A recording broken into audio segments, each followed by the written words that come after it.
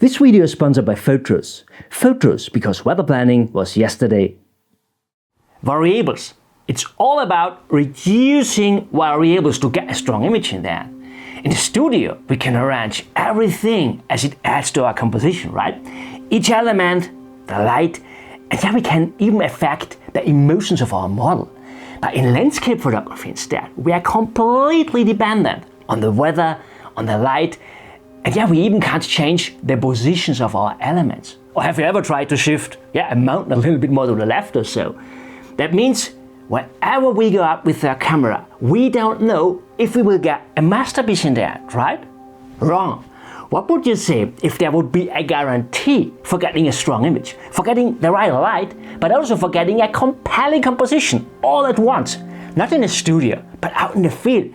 And I would say, to make it even a little bit more challenging, let's go out even into the most difficult subgenre of landscape photography. Let's go into a forest.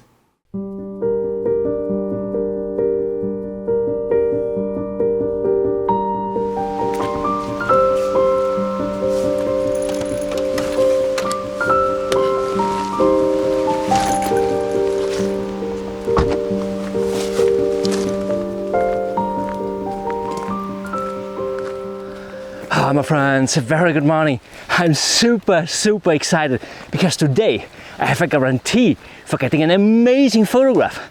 Now the thing is, Photrus has sent me a notification for getting missed today, so that's quite safe.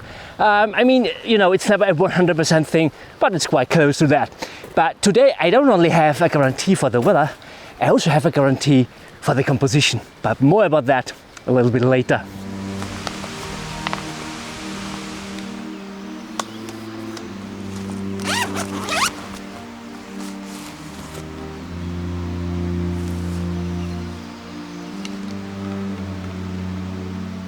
Oh man, what a wonderful morning.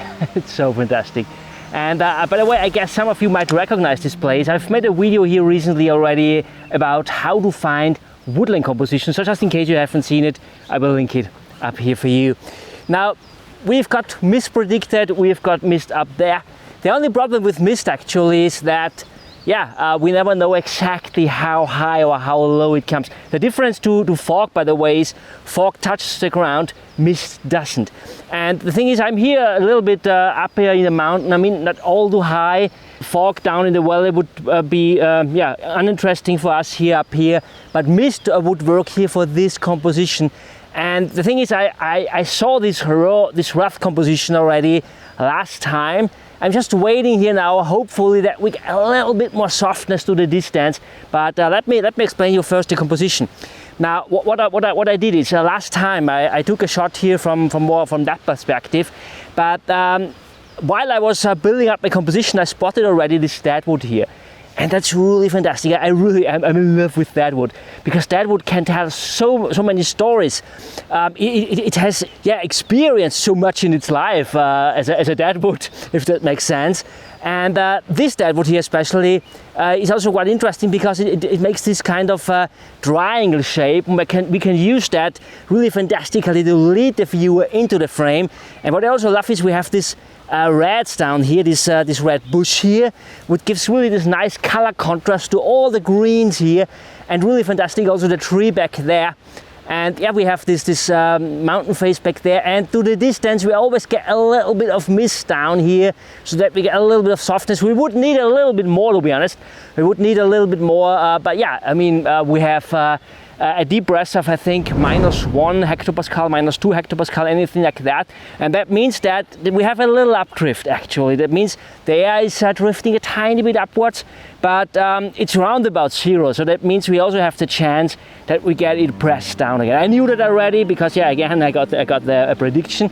And now it's all about waiting for the mist going a tiny bit more down, getting a little bit pressed more down. That would be nice. Now, meanwhile, I waited already for around about an hour or so. The mist always got pressed a little bit down, and it rose again, and so it didn't get down all that much. A little bit before I had one situation where it came down really much, and what I did is I always took some exposures when I thought now it looks nice, because yeah, you never know when it's ideal. Mist is never a 100% thing. I mean, it's here wherever they have mist up there when you look, but the thing is we never know how high it is or how low it is, because again, fog is locked down on the ground. Mist always has this movement up, and as we have also a little bit of an updrift, it also can rise up. And that's the best thing you can do, and I would say I will show you the best of these exposures right now.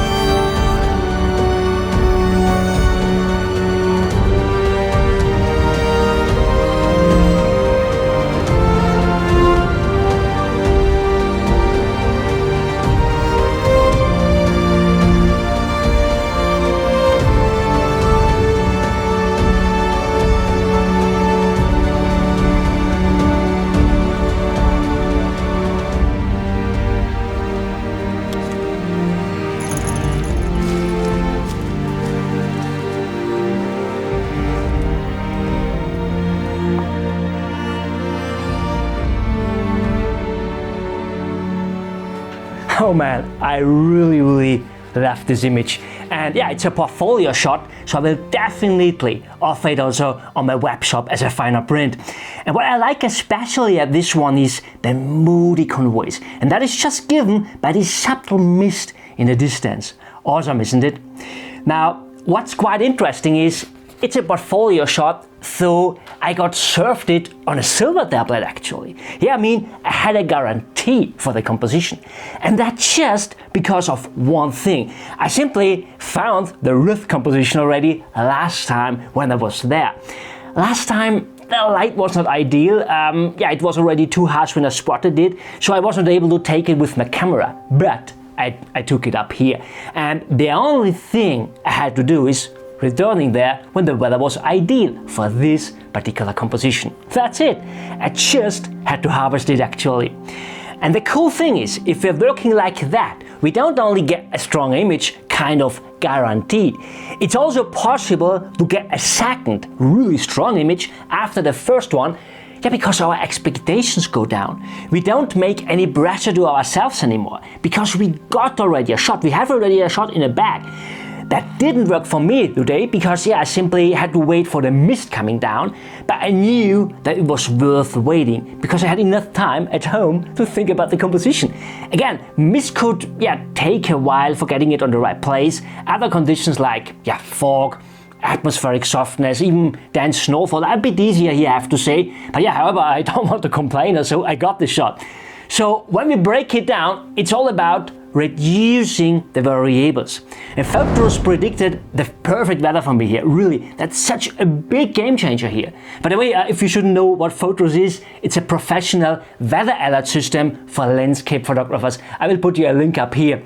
And just by returning, I got the composition guaranteed. How easy is that? So I have to say, the weather was solidly predictable this time, but sometimes it's also a good idea to go out into a fringe weather situation, when you risk with the weather, when you don't know what you will really get out in that. That can lead also to phenomenal photographs, and I made already a really interesting video about that. I will link it here for you. And friends, I hope you enjoyed this video. If yes, please give me a thumb up, and thank you so much for watching. See you next time. Bye.